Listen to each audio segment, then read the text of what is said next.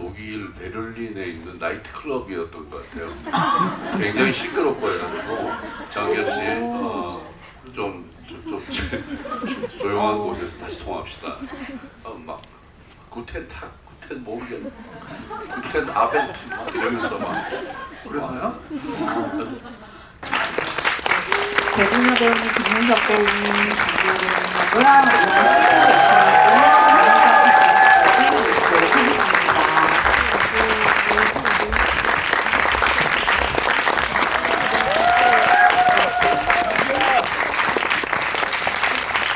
자리에 앉아서 진행할까요?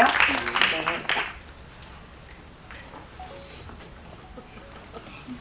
또 이렇게 개봉일에 객석을 가득 메우신 관객분들과 마주하니까 저도 기분이 좋은데 아마 네 분도 그러실 것 같아요. 그래서 인사 말씀, 소감 함께 묻어서 여쭤보고 한 분씩 듣고 시작하도록 하겠습니다. 안녕하세요. 바이러스에서 옥택선 역을 맡은 배준하입니다. 오늘 와주셔서 감사합니다. 네, 이균 역할을 맡은 김윤성입니다. 반갑습니다. 네, 김영호 역할을 맡은 장기하입니다. 와주셔서 감사합니다. 네, 바이러스 연출을 맡은 강희관입니다. 오늘 너무 호응이 좋을 것으로 예상을 하고 제가 다들 궁금해하실 만한 거 먼저 여쭤본 다음에 말미에 여러분들이 직접 이야기하실 기회도 드리도록 하겠습니다. 근데 여러분 아마 이 영화의 매력을 처음 느끼신 게 아마 첫 장면부터일 거라고 생각하는데 다 공감하실 것 같아요. 그래서 배준하 배우님한테 먼저 여쭤보려고 하는데요. 네, 이 영화가 처음에 막 그 소개팅으로 시작해서 너무 유쾌발랄하고 깜찍하고 이렇게 막 우당탕 소동극으로 흘러가잖아요. 그러다가 또 이제 바이러스 이야기가 펼쳐지기도 하고 그러는데 저는 그 처음부터 보여주는 그런 사랑스러운 분위기 이런 거에 요체가 배우님이란 생각이 들더라고요. 다들 공감하시죠? 네. 그래서 저 배우님이 이런 좀 생기발랄한 역할 하시는 거 보는 것도 너무 오랜만인데 너무 반가웠고 배우님도 즐거우셨을 것 같은데 근데 배우님 입장에서 생각해보면 사실 이게 극 초반부터 완전 극적인 변화를 겪는 역할인데다가 되게 현실적이면서도 되게 이렇게 아기자기하고 사랑스러운 어떤 이야기의 톤? 같은 거를 맞춰야 되니까 고민은 엄청 많이 하셨겠다 이런 생각이 들었는데 어떠셨어요? 고민을 제가 뭐 엄청 많이 하진 않았는데 뭐 지금 이게 찍어놓은 지가 좀 지나서 어땠더라? 기억을 좀 되짚어봐야 되는데요. 제가 고민을 많이 했던 지점은 그 감염된 상태, 그러니까 지금 말씀하시는 그 사랑스러운 그 시기가 있잖아요. 이 친구가 그 우당탕탕 소동이 일어나면서 그 감염됐을 때 어느 정도의 선을 넘을 것인가, 네, 어느 정도 선을 맞출 것인가. 그거는 진짜 왜냐면 전례가 없는 맞아요. 바이러스이기 바이러스이기 때문에 그것은 좀 고민을 많이 했었던 것 같아요. 근데 사실 그 뭐랄까 그 원래 택선 그 바이러스 감염 전 택선의 어떤 되게 좀 뭐랄까 좀 우울한 분위기나 아니면 진짜 연애 세포도 없이 막 되게 시니컬한 그런 모습은 사실 그냥 있는 그대로 진짜요? 예, 하면 됐고요. 그리고 사실 그 바이러스에 감염된다는 게 좀 이렇게 들리면 이상하실 수 있겠지만 실제로 그렇게 저한테 세뇌를 해놓으면 진짜 기분이 좋아지고 그렇게 좀 저도 모르게 분수가 좀 돼요. 진짜요, 여러분. 그래서 제가 이 영화를 보고 관객분들이 좀 그렇게 생각해줬으면 좋겠다고 하는 게 진짜 그렇게 생각을 하면 기분이 좀 좋아지는 게 있어요. 그냥 웃음이 막 나고 연기가 나고 막 애교도 막 부릴 수 있고 그렇게 되더라고요. 그래서 그거는 사실 어렵지 않았고 사실 많은 분들이 기억 못 하시겠지만 제가 20대 때는 좀 저런 역할을 많이 했었습니다. 예, 그리고 평상시에 약간 시니컬한 모습도 있지만 상당히 그 오지랖 넓고 분수끼 좀 있어요. 현장에서. 그래서 네, 그 두 가지 모습을 다 보여드릴 수 있었죠. 네. 네. 그래서 아마 그 옛날에 막 로맨틱 코미디 찍으시고 이랬던 거 기억하시는 분들은 너무 반갑다고 느끼실 것 같고, 저는 솔직히 진짜 이게 처음에 약간 그런 시니컬한 모습에서 막 이렇게 설렘에 들뜬 모습까지 이게 잘못하면 진짜 튈 수 있는데 너무 자연스럽게 이어지는 게 보면서도 좀 신기했어요. 그래서 배두나 배우님이 앞으로 이런 거 좀 많이 찍었으면 좋겠다 이런 생각이 들었어요. 저만 그런 거 아니죠? 네. 그거 원하시면 박수.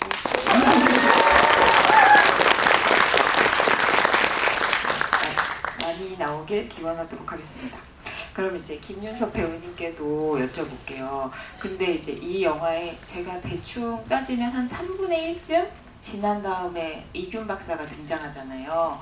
근데 이균 박사가 나옴으로 인해서 이게 그 택선이 바이러스에 들뜨면 이렇게 되는구나 하는 그런 약간 말랑말랑한 이야기 더하기 이 바이러스에 대한 연구와 뭐 이 백신 개발과 뭐 추격전과 음모도 이렇게 진행되는구나 하는 두 가지 축이 이제 이균 박사가 나타나면서 더 뚜렷해지고, 근데 그러면서도 둘 사이에 이제 감정이 쌓이는 것까지 해서 그 두 줄기를 이렇게 풀칠하시는 역할을 하시는 것 같아요, 영화에서.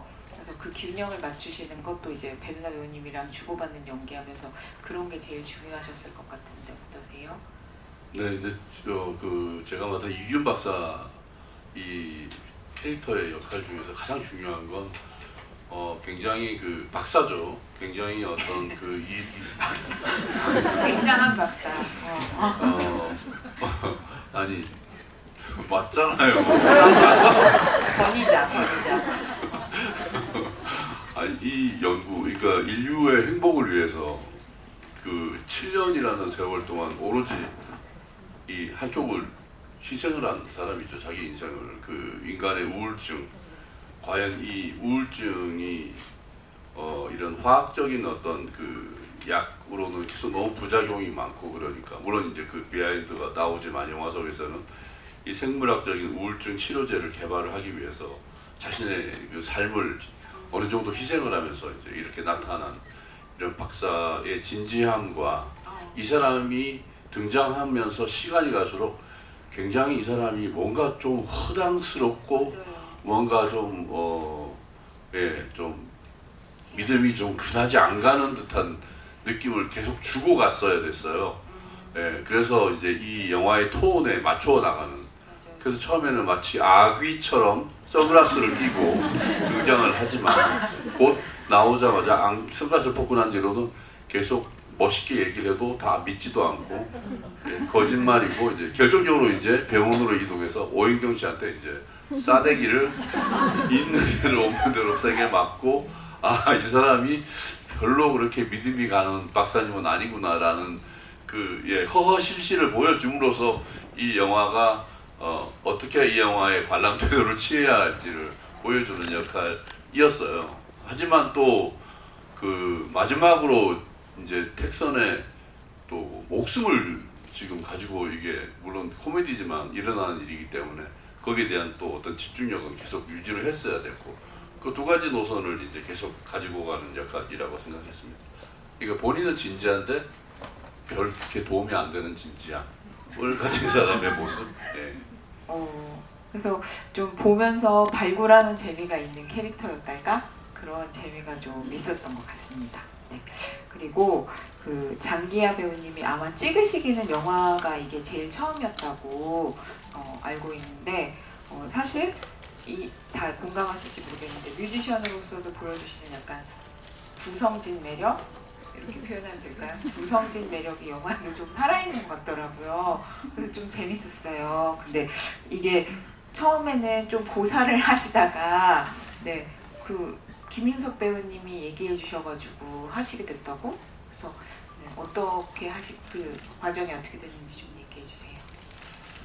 네, 그때 제가 그 장기하 얼굴들 활동을 좀 마무리를 하고 좀 개인적으로 쉬는 시간을 가지고 뭐 해외에서 그냥 여행하고 이러고 있었는데 어느 날 갑자기 연락을 주셔가지고 영화를 좀 찍어볼 생각 없냐.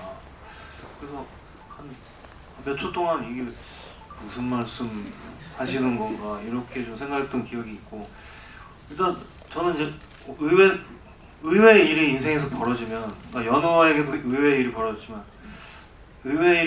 일단 뭔지 보자라는 그런 주의다 보니까 일단 대본을 받아봤는데 전 대본 자체는 너무 재밌게 읽었었는데 뭔가 생각보다 분량이 좀 많더라고요. 그래가지고 이거 내가 좀 하기가 좀 버거울 것 같은데 해가지고 처음에는 좀 아유 죄송합니다 안 하겠습니다라고 했다가, 그 다음에 이제 그 형님께서 이제 전화를 주셔가지고 아니 뭐가 그렇게 걱정이 되냐, 우리 영화계 사람들이 이렇게 일 허투루 하는 사람들 아니고 여기서 판을 다 깔아줄 테니까 장기하 씨는 여기서 그냥 놀다 간다고 생각하고 그냥 왔다 가면 된다, 이렇게 말씀을 하시는 거예요. 근데 생각을 해보세요. 김윤석 배우님이 여러분한테 이 말씀을 하시면서 연기를 하자고 하면 네? 하고 그냥 가는 거예요. 그냥 그렇게 됐었던 것 같아요. 그래서 찍는 동안에도 정말 즐겁기도 즐거웠고 배운 것도 많아서 그때 말씀을 듣기를 되게 잘했다, 그렇게 말씀해 주신 게 되게 감사하다고 생각을 많이 했습니다. 근데 그 너무 괜찮은 멘트다. 누가 거절하는 사람한테 수락하게 만들기에 나 그렇게 허투루 제안한 거 아니다. 판을 깔아줄 테니 놀다가 가는 마음으로 해라 이러는 거. 어떻게 평소에 그런 멘트로 섭외하십니까? 일단 처음에 연락이 된 게 이제 그 외국에 계셨기 때문에 이제 여기는 낮이었다면 거기는 밤이었어요. 독일 베를린에 있는 나이트클럽이었던 것 같아요. 굉장히 시끄럽고 해가지고 장기하 씨 좀 조용한 곳에서 다시 통화합시다. 막 구텐 모르겠네. 구텐 아벤트 막 이러면서 막 그랬나요? 나이트인지 술집인지 아무튼 모르겠지만 하여튼 유흥회장. 솔직히 얘기해 보세요. 그때 밖에 있을 때 먼저 받았다가 나중에 베를린에서 베를린인 거는 맞아요. 그 다음에 제가 그 조용해지고 난데 제일 먼저 물어봤던 게 뭐냐면 혹시 초등학교 때 반장을 했었나? 이건 농담입니다. 이것도 제가 기억을 못하는 거였어요. 반장도 하긴 했어가지고. 아니 근데 사실 반장이었더라고요. 근데 사실 초등학교 때 반장을 했을 것 같은 그런 이미지? 그 이미지가 딱 보면 장기하 씨가 부반장이라도 뭔가는 하긴 했을 것 같아요. 그래서 딱 어울린다. 뭔가 이게 모범생이었다가 또 엉뚱하기도 하면서 그리고 또 제가 장기하 씨 오랜 팬이에요. 굉장히 오래된 팬이고 여러분들보다 더 오래된 팬이에요. 여기 장기하 씨 플래카드 들고 나오시는 분들보다 더 오래된 팬이고 계속 토크쇼나 이런 데 나와서 얘기하는 것도 보고 그 다음에 이제 가사 듣고 이러면서 저 사람은 충분히 연기자로 그냥 와도 될 사람이다라는 어떤 확신이 있어서 이제 감독님한테 추천을 한 거고. 근데 그건 여지없이 영화를 보시면 아시겠지만 너무 잘하지 않아요? 저희가 반성이 될 만큼 정말로 뿌듯합니다. 그래서 제가 캐스팅 디렉터로서 한 건 하셨네요. 박수. 그럼 장기하 배우님께 이것도 여쭤보고 싶어요.